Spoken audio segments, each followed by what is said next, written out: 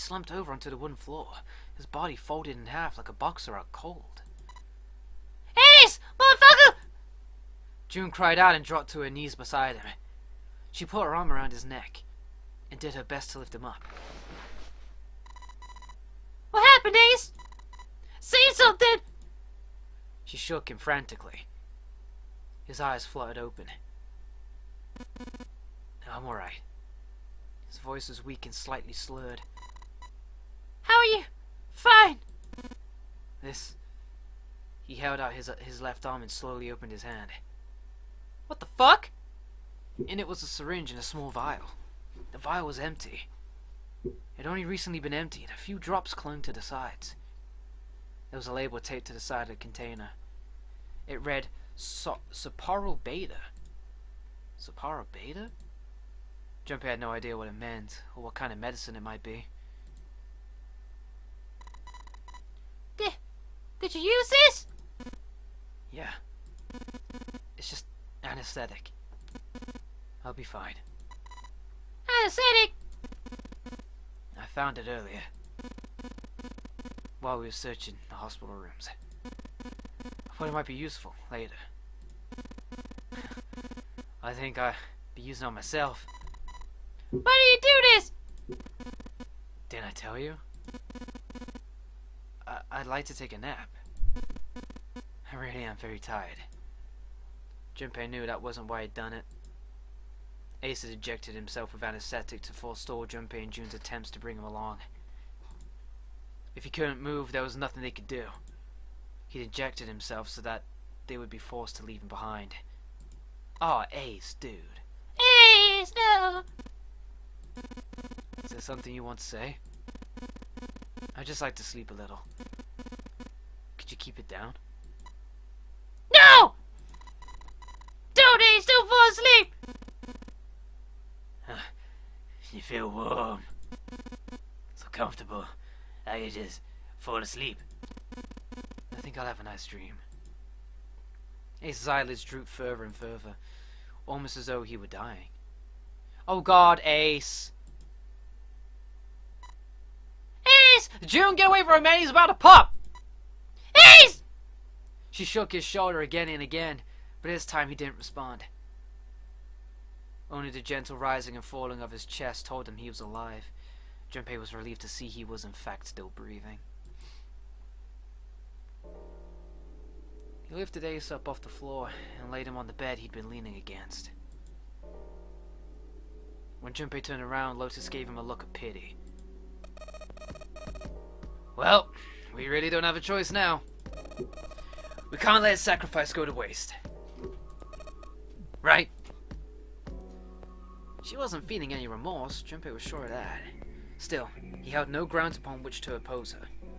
It felt wrong, but he had to agree. And suddenly Santa spoke. Yeah, but we're not done choosing yet, are we? Huh? What do you mean? Well, we haven't decided who's going in what door. Ah, yeah, that's true. Well, enough of this screwing around. Let's decide. You first, Lotus. Which door do you want?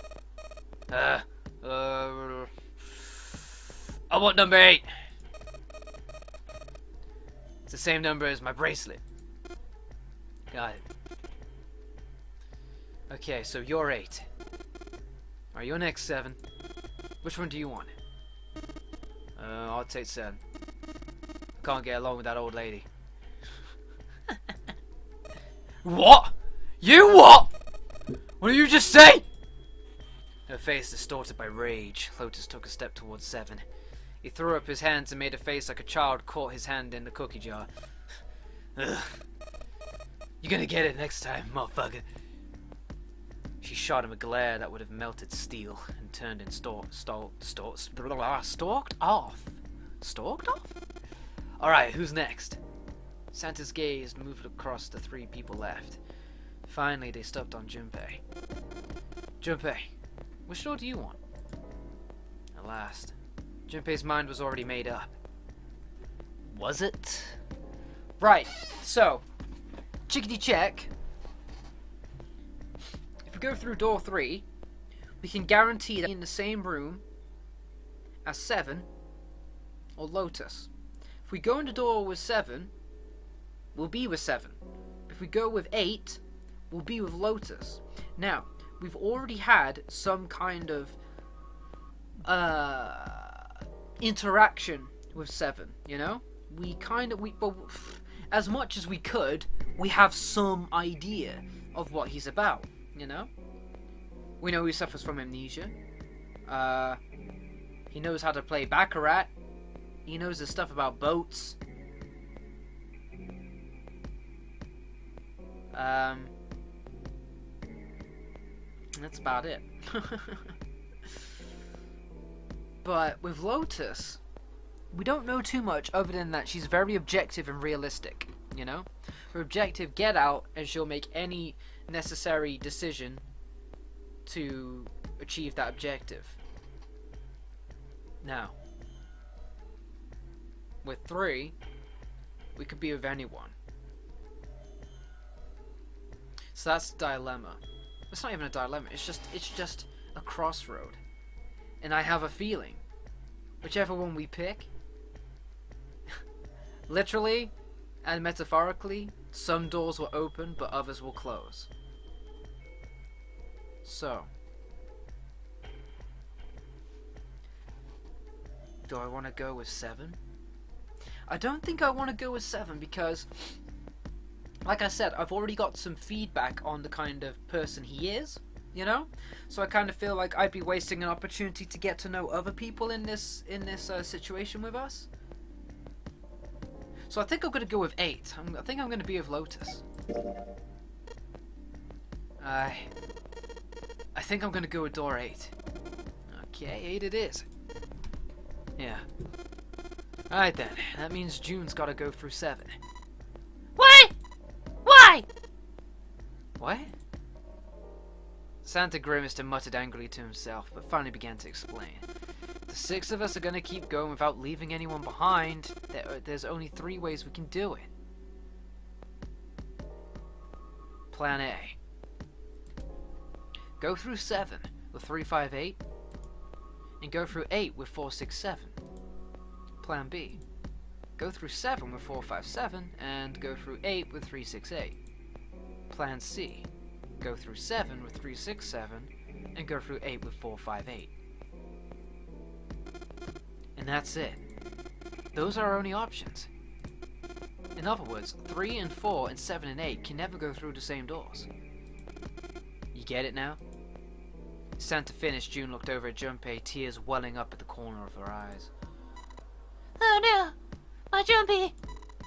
You say we aren't gonna see each other again for a long time? Rainbows. Junpei felt just as June did. He wanted to be at her side through whatever trials they were preparing to face. I know I don't. Junpei might, but I don't. But he knew if they were to survive, he had to swallow his feelings. Wait for me, my queen. In order for the 6 of them to move forward, he and June had to be separated. He looked at June. He was scared to lose her, but he swallowed, steeled his resolve, and did his best to smile. Hey, come on. You're making it sound like we're never going to see each other again. We gotta split up, but it's only for a while. This is just like when we went into 4 and 5 doors, remember? We got split up then too, but we all met back up. I'll bet 7 and 8 are just like that. You mean they're connected somewhere? Yeah. Probably. Probably. She didn't sound very hopeful. It was 7 that interjected. I'm sure they're gonna connect somewhere. Why? What makes you think so? Well, if they don't connect, neither team can go through door 9. Wow, 7! There he is, he reels it in. Slam dunk. In other words, the game would end right here. Sir's been on top of his shit so far. I don't think he'd blow it now. I'm damn sure the son of a bitch wants to have his fun as long as possible. He's not gonna end the game until we get through that 9 door. June said nothing. The tears were gone, but her eyes were still sad as they looked at Junpei. He met them, and with what reassurance he could manage, landed his hand gently on her shoulder. Everything's gonna be fine. We're gonna see each other again. I promise. June bit her lip and gave him an almost, imperceptible nod. Yes. Yes. Yes. Promise. Her voice was barely above a whisper. Santa's voice shattered the moment. Oh, you guys! You done! Come on now, yeah? He stretched and continued. Anyway, that's pretty much it. Clover and I will go into separate groups. I figure I would take 7 and Clover can take 8. Any problems with that, Clover? Clover looked away and was silent for a moment. Yeah, whatever, mate! It was more of a dismissal than an agreement, but Santa didn't seem to care. Alright, well then, I guess we're ready to go. Let's move. At Santa's command, the group split and headed for their respective doors. Santa, 7 and June walked toward 7. While Clover, Lotus and Junpei. What? So I'm with fucking, Big Tits McGee here, like, I'll cut you if it means I get to live a second longer, mother. I'll cut you. And also, psychotic, don't touch me, or, I'll summon the devils on you. This is gonna be great. For a long moment they stood in front of the door. Then Lotus laid her hand against her chest, and it got lost. Are you ready? Yeah! I mean, Yeah! then shall we go?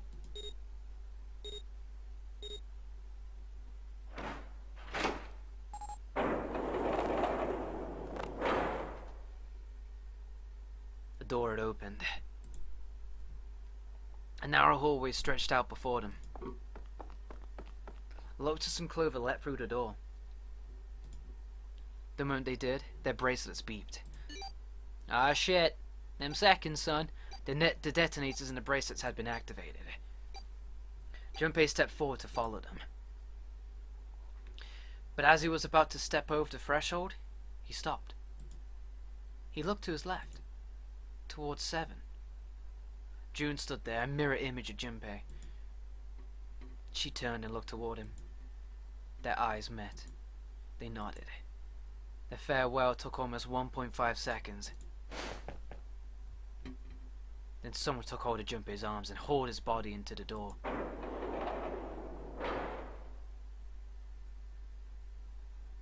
He heard the sound of the numbered door slam shut behind him. His bracelet gave a cold electronic beep. Right, 81 seconds left. Get on it, kids. Get on it! Lotus snapped at him and ran to the dead. Junpei and Clover followed her as fast as they could.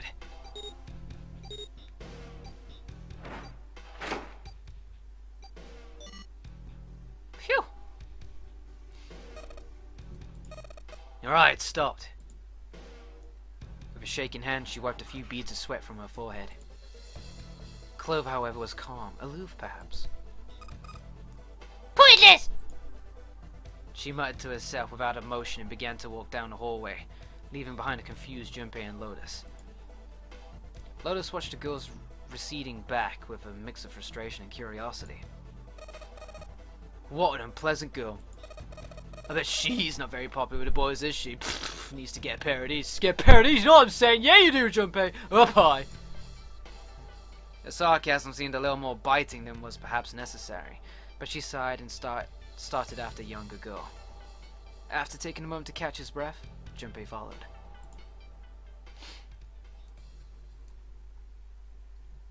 The hallway made a number of turns before at last coming to a dead end. Set into the wall on the left side was a large iron door. For a few minutes they stood in front of the door examining it. Above the door was a plate with the word laboratory engraved on it. A laboratory? Huh. That doesn't sound very pleasant. I don't like the look of this place. Nah, me neither. But there aren't any other doors. It's not like we have a lot of choices. Junpei. Huh? Please, you first. What? This is bullshit! Junpei suspected her politeness was motivated by something other than respect. Ugh, fine. Junpei muttered to himself and pushed open the iron door.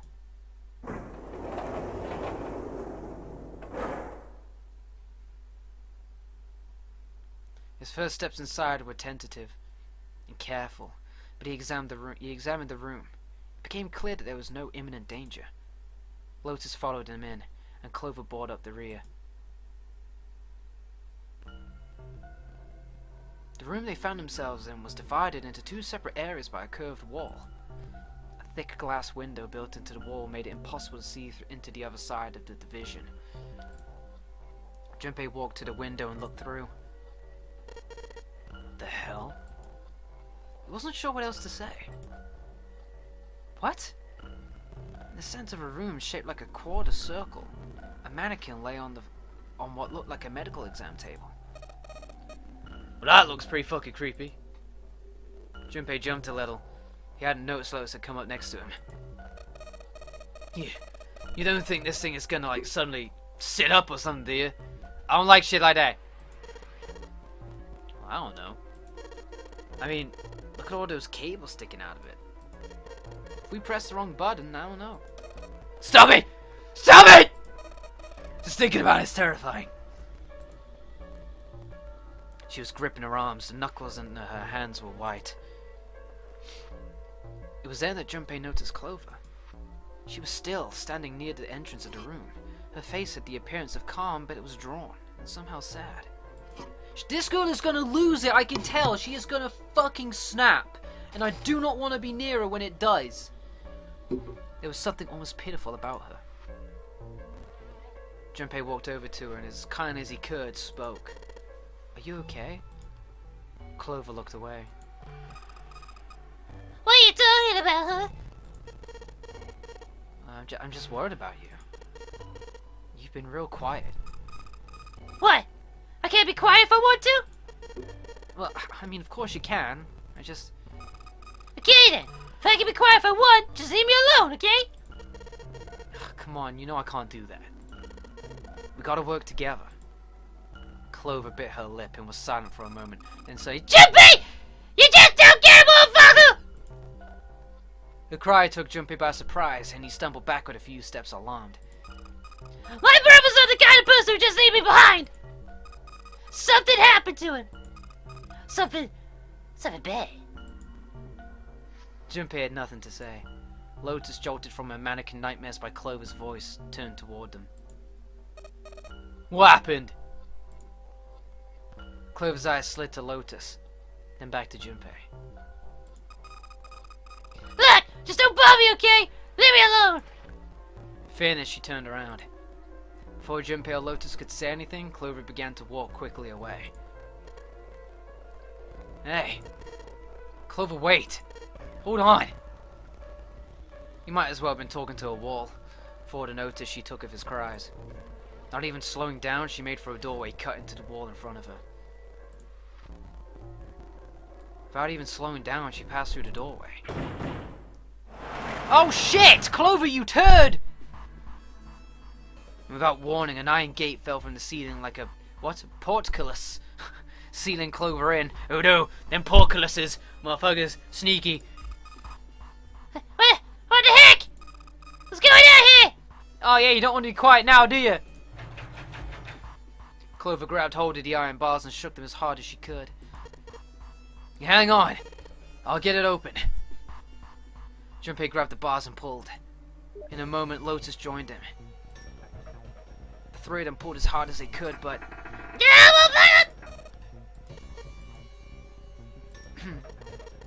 Damn it! It's not moving. Wait! Are you just gonna give up? Just like that? No, I'm not giving up. There's gotta be another one of Zero's puzzles. Well, if it is, then there's gotta be a way to open it. Junpei nodded. Just what I was thinking. Now all we've gotta do is find it. Lotus and I can look around here. Clover, you're gonna have to see if you can find anything in there. Oh yeah! I'm on it!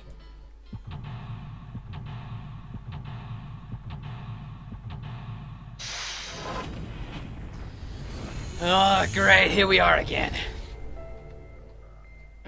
Okay.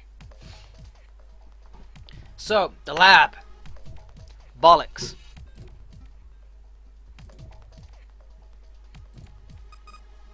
Chippy! Do something, please! Motherfucker. A silver handrail.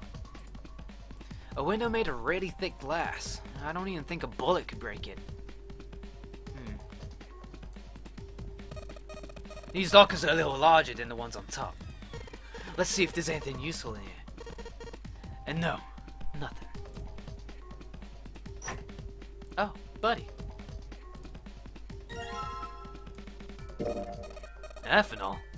I wonder if this was for antisepsis, you know. No, it says anhydrous ethanol. Anhydrous?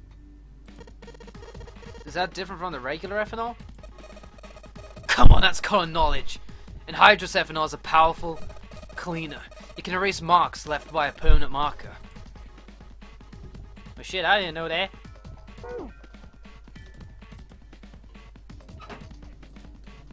A whole bunch of steel lockers.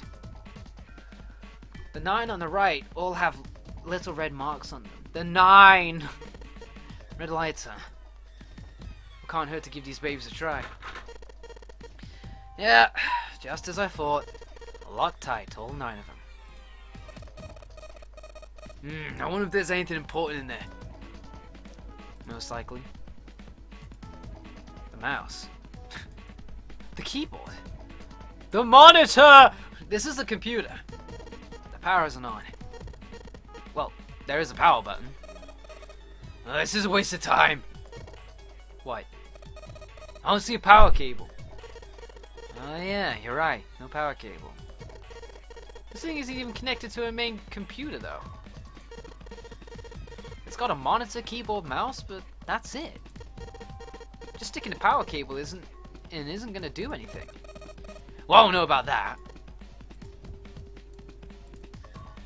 Well, first we need to find one. The hands on the clock can start moving. The clock may stop, but time goes on. No time to screw around. We need to figure out a way out of here. There's a lot of stuff here. I don't know how we could use any of these.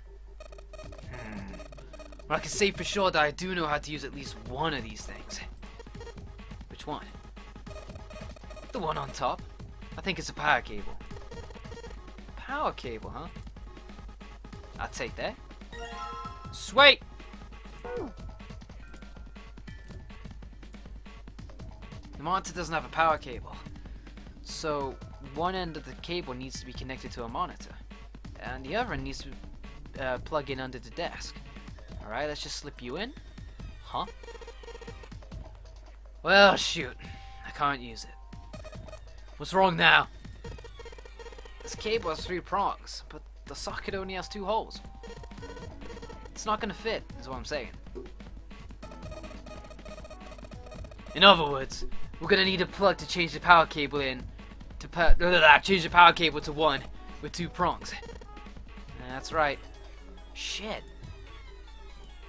I had a feeling it wasn't gonna be that simple. I think this thing's supposed to be the power that supposed to power that machine in the other room.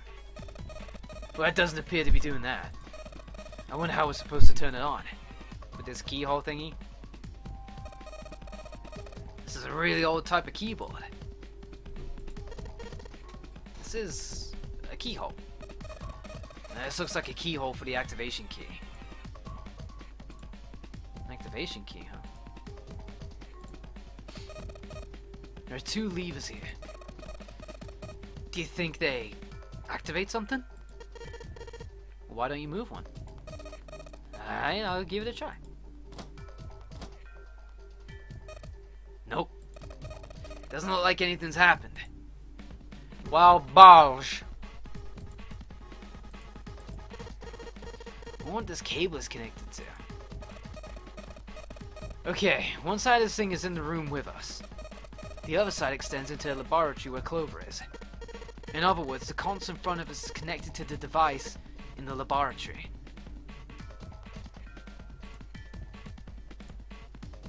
cardboard box. There were some papers and stuff in it. What's in the box? Oh no, maybe snakes in here. Looks like it's quite full. And as far as I can tell, it's a bunch of notes about some kind of experiment. It's all really technical and stuff. I don't really get it.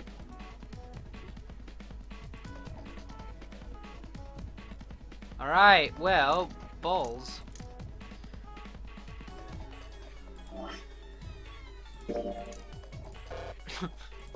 I don't know what I was hoping for there.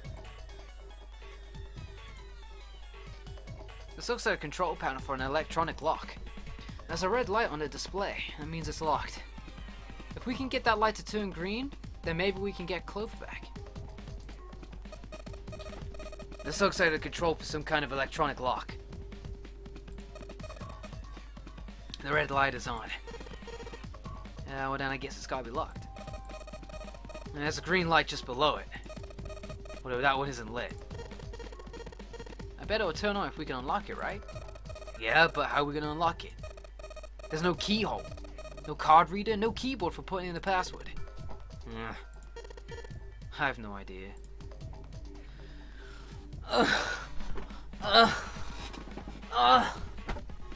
Right, no, come on. Hey, Clover! There's a door over here too. Wait! Wait, I'm behind it! I can hear her over there. Is this door gonna... Damn it! I can't open it. Clover! What about your side? Now what? I can't even move the knob! Oh shit. It looks like this door's the exit. The door on the right just goes to the laboratory. Oh, this isn't going anywhere. No dice. Won't open. I mean, that's about as much as I expected. I don't think Zero would let us out of the room quite that easily. My tits.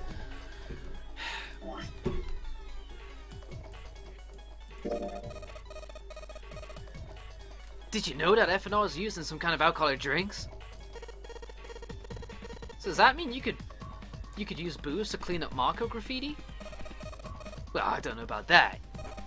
I'd rather drink it than use it to clean. Don't drink that. I'm not gonna drink it, idiot!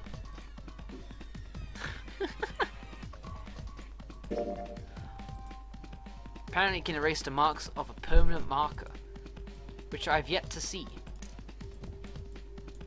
A power cable with 3 prongs. Ah, my fucking days.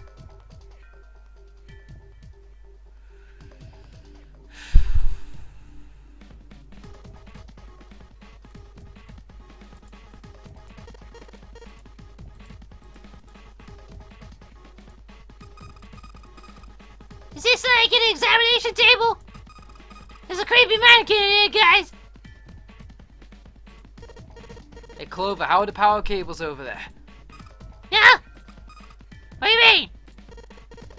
Well, does the plug have 3 prongs or 2? I don't know what you're talking about. Let me go look. Guess she does have to kind of crouch down to get a look under there. The cable on the bottom has, it's got 2 of those little metal things. What's that mean? That's it. Okay, can you unplug that cable and bring it over here? Okay, boy. But Well, I can unplug it, but it's connected to the main computer. I can't take it over to you. damn it. It's no good then. Well, how about just a plug? What? The plug? Or maybe more like a connector. It's the sort of thing that makes a plug with 3 metal thingies into a plug with 2. Still useless?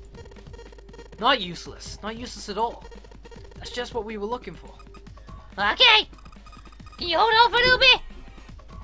And back down she goes. Alright. Unplugged.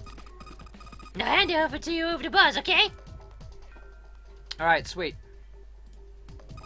Now I wonder what they washed here. these weird colored stains all over the sink. It's a bit weird. I don't know what kind of table this is, but part of it's all black. There's a pen line over here. I think someone probably used it to make the table black. Oh shit! Huh. Well, if they only used a pen on one part of it, there's probably something underneath all that pen. Clover, do you think you can erase it? Well, yeah, sure. This is a permanent marker, man. Jippy, do you know how to erase ink from a permanent marker? Erase ink from a permanent marker, huh? Just give me a minute, Clover. I'll be right back. Should I just do that? Part of the table's been colored over in black with a permanent marker. If I could find something that would get rid of that ink, I could hand it over to Clover through the bars. Alright, let's just go to the bars then. Clover, use the ethanol. You should be able to wipe off that permanent ink with it. What am I gonna wipe with? Oh, well, your clothes, of course. Ha, kidding. I'm just kidding, man. Please don't look at me like that. You're scaring me. Oh my god, are you kidding me?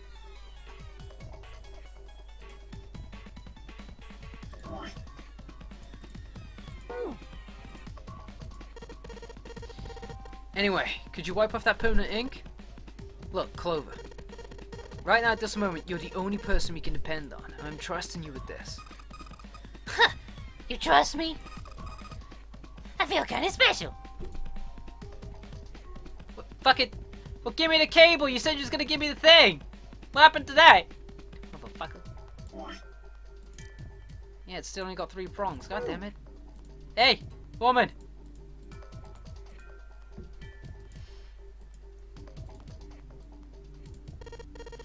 Clover, can you use the cloth on the table? Huh? Soak it in ethanol and then use it to wash off the stuff from the permanent marker, okay? Alright, okay, I can do that. Oh, she's got the cloth, but she seems to be having a little trouble with the bottle of ethanol. When she's ready, I should ask her to get to work on that stuff on the table. Go! Alright, so the cloth and ethanol. Yippee! It's working! Motherfucker! Science and shit is wiping off the permanent ink! Well, there's some kind of weird drawing under the permanent ink. What's the deal with that drawing Clover found? Maybe I should ask her to take another look at the table. Now I wonder what this is. There's a bunch of numbers in some kind of grid. Well, I can't see it from here. I mean, I can't see it from here. Clover, you've got a pen and a notebook, right? Could you write those numbers down and hand them over to me through the bars? Okay.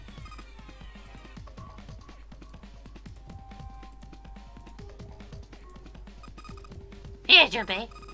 I write down all the numbers from the disc on here. Paper with numbers on it acquired. Sweet! Okay, now, I need you to get that plug thingy adapter for me. Clover's holding a 2-prong plug. Should be able to get it from her over the bars. Okay, let's do that now. Here you go. A 2-prong plug. Alright, thanks.